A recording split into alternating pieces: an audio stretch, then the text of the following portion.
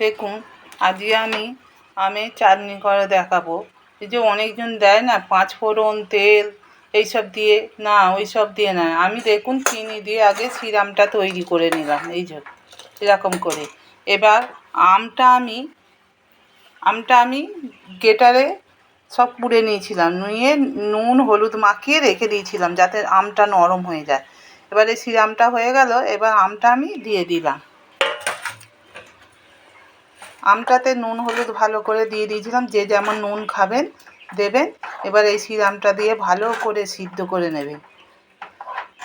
আর এটা আপনি ভালো করে 1 বছর থাকবে যদি 1 চামচ এতে ভিনিগার দিয়ে দেন। এই আমি ভিনিগার দিয়ে দিলাম 1 চামচ ভিনিগার দিয়ে দিলাম। এবার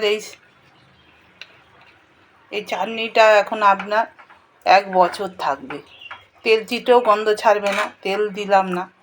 এরকম করে আপনারা ভালো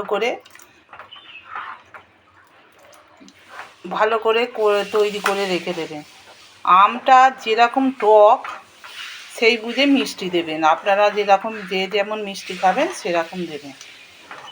দেখুন আম তো টক, যে যেমন মিষ্টি খাবেন মিষ্টি দিয়ে দিলেন, কিন্তু মানুষের ঝাল মিষ্টিটা কী দিলে যে মিষ্টি হবে আমি বুঝতে পারছি না। ঝাল টকটা কী দিলে যে মিষ্টি হবে কেউ বলতে পারবে না আজ পর্যন্ত। সবাই লাইক করে দেবেন, কমেন্ট করে দেবেন, শেয়ার করে দেবেন, সবারই জানা প্রয়োজন এগুলো। দেখুন এইভাবে তৈরি করে রেখে দেবেন।